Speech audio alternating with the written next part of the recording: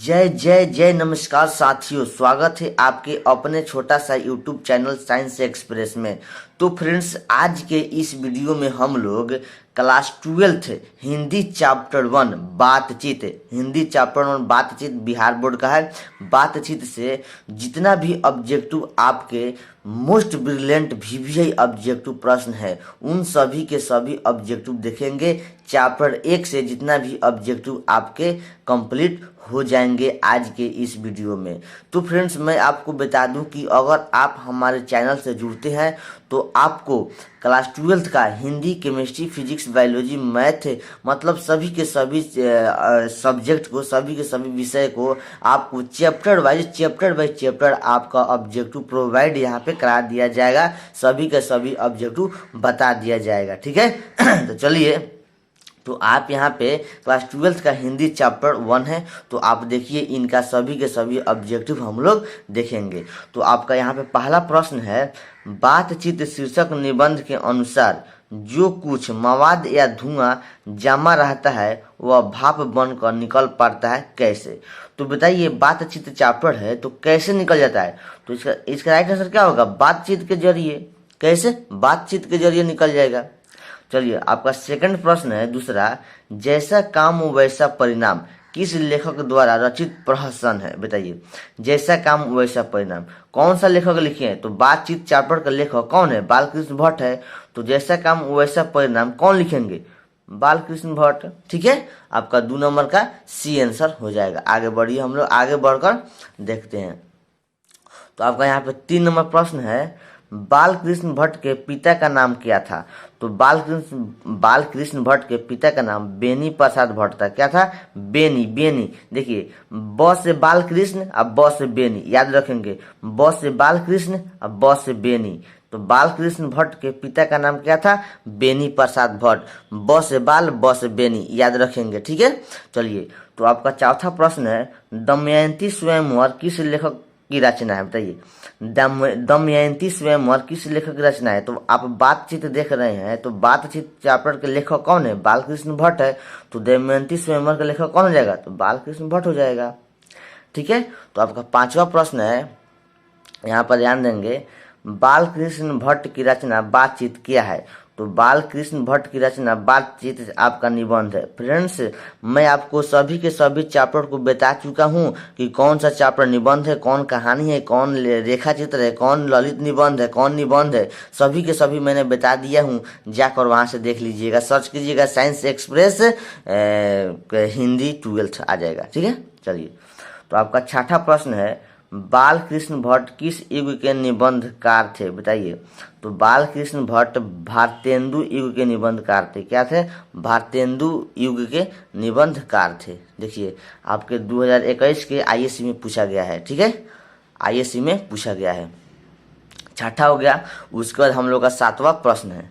तो 7वां प्रश्न है, मनुष्य की बातचीत की उत्तम तरीका क्या है? बताइए, मनुष्य की बातचीत का उत्तम तरीका क्या है?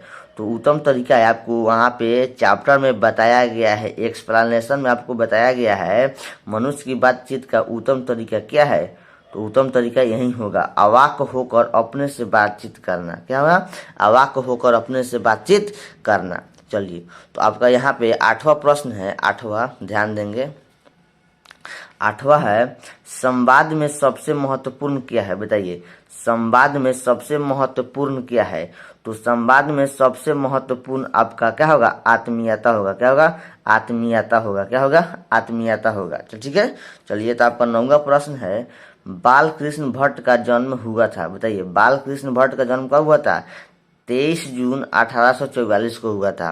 बालकृष्ण भट्ट का जन्म 23 जून 1844 को हुआ था, ठीक है। तो आपका 10वां प्रश्न है, संयोगिता क्या है? संयोगिता स्वयंवर, संयोगिता स्वयंवर रचना है। बताइए, संयोगिता स्वयंवर किसका रचना है? तो आप बालकृष्ण भट्ट के बारे में पढ़ रहे हैं, देख रहे हैं, तो संयोगिता स्वयंवर क्या होगा? रचना कौन सा होगा? बालकृष्ण भट्ट होगा। तो राइट आंसर ए हो जाएगा, ठीक है। तो आपका यहाँ पे 11 नंबर प्रश्न है। 11 नंबर ध्यान देंगे। तो 11 नंबर प्रश्न है, कौन सी रचना बालकृष्ण भट्ट की नहीं है? बताइए, कौन सी रचना बालकृष्ण भट्ट की नहीं है? तो फ्रेंड्स, आपका ये ऑप्शन होगा बी भी होगा, सी भी होगा, लेकिन डी परीक्षा गुरु परीक्षा गुरु बालकृष्ण भट्ट की रचना नहीं है। परीक्षा गुरु बालकृष्ण भट्ट की रचना नहीं है। आप यहाँ पे आंसर भी देख सकते हैं, डी लिखा हुआ है। बुक का क्वेश्चन है, ठीक है। मैं आपको बोला हूँ कि आपको जो बुक है उसको चैप्टर वाइज क्यों नहीं करा दूँ। इसके बाद हम लोग टाइप बाई पीछे से मतलब टाइप करके क्वेश्चन सेट करेंगे, उसको भी देख लीजिएगा, ठीक है। चलिए, तो आपका 12 प्रश्न है। 12 नंबर, कौन सी रचना बालकृष्ण भट्ट की है? बताइए, कौन सी रचना बालकृष्ण भट्ट की है? तो राइट आंसर यहाँ पे ए होगा, रेल का विकट खेल। यह सभी उनका नहीं है, लेकिन एगो ऑप्शन ए सही है, उनका भट्ट की जी का रचना है। 13 नंबर प्रश्न है, बालकृष्ण भट्ट के देखिए, बालकृष्ण भट्ट ने कौन सा मासिक पत्र निकाला था? बालकृष्ण भट्ट ने कौन सा मासिक पत्र निकाला था? तो राइट आंसर यहाँ पे सी होगा, हिंदी प्रदीप। क्या था? हिंदी प्रदीप, ठीक है। तो चलिए हम लोग आगे के प्रश्न की ओर बढ़ते हैं। तो आपका 14 नंबर प्रश्न है, बातचीत किस विद्या की रचना है? बताइए, बातचीत किस विद्या की रचना है? तो यह निबंध है भाई, निबंध है। भल मैंने आपको बताया है कि यह निबंध है। तो आपका 15 नंबर प्रश्न है, रॉबिन्सन क्रूसो ने 16 वर्ष के उपरांत किसके मुख से एक बात सुनी? बताइए, रॉबिन्सन क्रूसो ने 16 वर्ष के उपरांत किसके मुख से एक बात सुनी? तो फ्राइडे के मुख से बात सुने थे। आप लोग हिंदी के एक्सप्लेनेशन देखे होंगे, हिंदी का एक्सप्लेनेशन देखे होंगे, तो उसमें आपको बताया गया होगा, ठीक है। फ्राइडे के मुख से वह बात सुनी। तो आपका 16 नंबर प्रश्न है, बातचीत शीर्षक निबंध के निबंधकार हैं? बताइए, बातचीत शीर्षक निबंध के कौन है? बातचीत बालकृष्ण भट्ट, बातचीत बालकृष्ण भट्ट।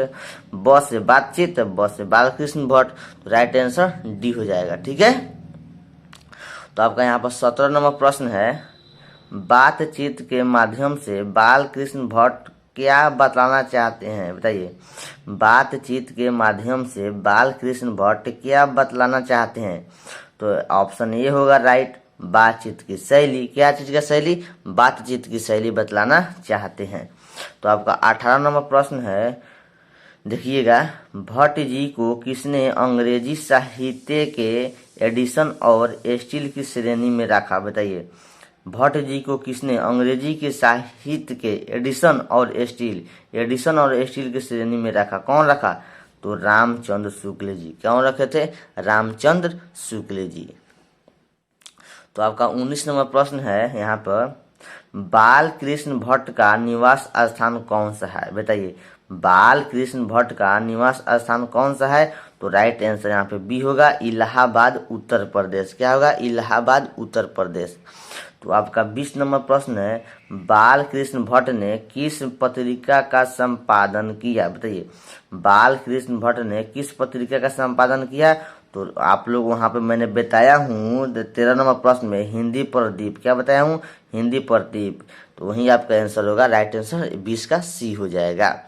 तो आपका यहाँ पर 21 नंबर प्रश्न है, बालकृष्ण ने हिंदी प्रदीप नामक मासिक पत्रिका निकालना कब प्रारंभ किया? बताइए, बालकृष्ण भट्ट ने मासिक जो आप लोग देखे मासिक पत्रिका हिंदी प्रदीप कब निकालना प्रारंभ किया?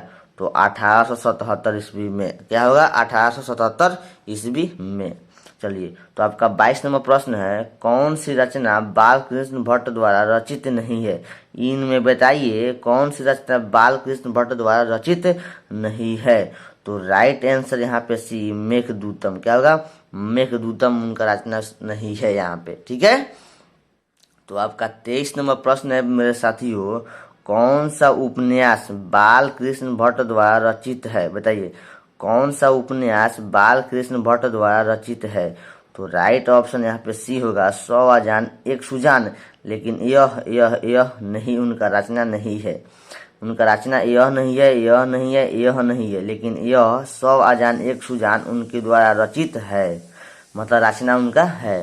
तो आपका 24 नंबर प्रश्न है, नाटक के प्रारंभ में होने वाले मंगल पाठ को क्या कहा जाता है? बताइए, नाटक के प्रारंभ में होने वाले मंगल पाठ को क्या कहा जाता है? तो राइट ऑप्शन यहाँ पे क्या होगा? बी होगा, नांदी पाठ। क्या कहा जाता है? नांदी पाठ कहा जाता है।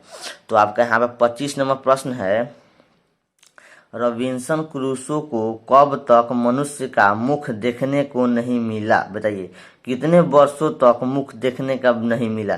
तो 16 वर्षों तक। क्या होगा? 16 वर्षों तक। रॉबिन्सन क्रूसो को कब तक मनुष्य का मुख देखने को नहीं मिला? 16 वर्ष तक। तो आपका 26 नंबर प्रश्न है, या ध्यान देंगे 26 नंबर। देखिए, बोलने से ही मनुष्य के रूप का साक्षात्कार होता है, यह किसने कहा? बताइए, बोलने से ही मनुष्य का रूप का साक्षात्कार होता है, यह किसने कहा? तो राइट ऑप्शन यहाँ पे क्या होगा? B, Ben Johnson. कौन बोले थे? बेन जॉनसन ने बोले थे कि बोलने से ही मनुष्य का रूप का साक्षात्कार होता है। ठीक है, तो चलिए आपका 27 नंबर प्रश्न है, असल बातचीत सिर्फ दो व्यक्तियों में ही हो सकती है, यह किसका मत है? मतलब किसने यह बात बोला था कि असल बातचीत सिर्फ दो व्यक्तियों के बीच में हो सकती है? कौन बोले थे? तो एडिसन ने बोले थे कि असल में बातचीत सिर्फ दो व्यक्तियों के बीच हो सकता है। कौन बोले थे? एडिसन ने बोले थे। तो चलिए हम लोग आगे की प्रश्न की ओर बढ़ते हैं। तो आप देखिए 28 नंबर प्रश्न, एडिसन के अनुसार असल बातचीत कितने लोगों के बीच हो सकती है? तो सिर्फ दो। आपको वहाँ पे भी मैंने बताया हूँ कि एडिसन ने दो व्यक्तियों की बातचीत कहने को बोला है इस पाठ में। ठीक है, तो आपका 29 नंबर प्रश्न है, बातचीत से मन किस प्रकार का हो जाता है? बताइए, बातचीत से मन हमारा किस प्रकार का हो जाता है? तो हल्का और स्वच्छ हो जाता है। तो आप किसी से बातचीत करेंगे तो हल्का और स्वच्छ तो हो ही जाएगा। ठीक है। तो आपका यहाँ पे 30 नंबर प्रश्न देखेंगे, किसके न होने से सृष्टि गूंगी प्रतीत होती है? बताइए, तो वाक शक्ति न होने से सृष्टि हमारा गूंगी प्रतीत होती है। आपका 31 नंबर प्रश्न है, आर्ट ऑफ कॉन्वर्सेशन। क्या है? आर्ट ऑफ कॉन्वर्सेशन कहाँ के लोगों में सर्वाधिक प्रचलित है? बताइए, कहाँ के लोगों में सर्वाधिक प्रचलित है? तो यूरोप के लोगों में सर्वाधिक प्रचलित है। आपका 32 नंबर प्रश्न है यहाँ पर, बाल कृष्ण किस काल के रचनाकार हैं? बताइए, बाल कृष्ण किस काल के रचनाकार हैं? तो राइट ऑप्शन यहाँ पे डी होगा, आधुनिक काल के। फ्रेंड्स, यह सेकंड चैप्टर है, उसने कहा था, इसको हम लोग कल के वीडियो में देखेंगे। तो आई होप दोस्तों, हमको पूरा उम्मीद है कि आप लोग यहाँ तक कंप्लीट कर लेंगे, तो हम लोग सेकंड चैप्टर को देखेंगे। तो फ्रेंड्स, अगर हमारे चैनल से जुड़ते हैं तो आपको सभी के सभी सब्जेक्ट, सभी के सभी विषय, chemistry, physics, biology, math, Hindi, English के भी सभी के सभी आपको चैप्टर वाइज ऑब्जेक्टिव करा दिया जाएगा, कंप्लीट करा दिया जाएगा। तो हमारे चैनल से जुड़िए और अपने दोस्तों को पास शेयर कीजिए, लाइक कीजिए। अगर आपको अच्छा लगा होगा तो लाइक कीजिएगा। चैनल पर पहली बार आए होंगे तो चैनल को सब्सक्राइब कर लीजिएगा, बेल आइकन दबाकर ऑल पर नोटिफिकेशन कर लीजिएगा। Okay, bye, good day. तब तक मिलते हैं नेक्स्ट वीडियो में।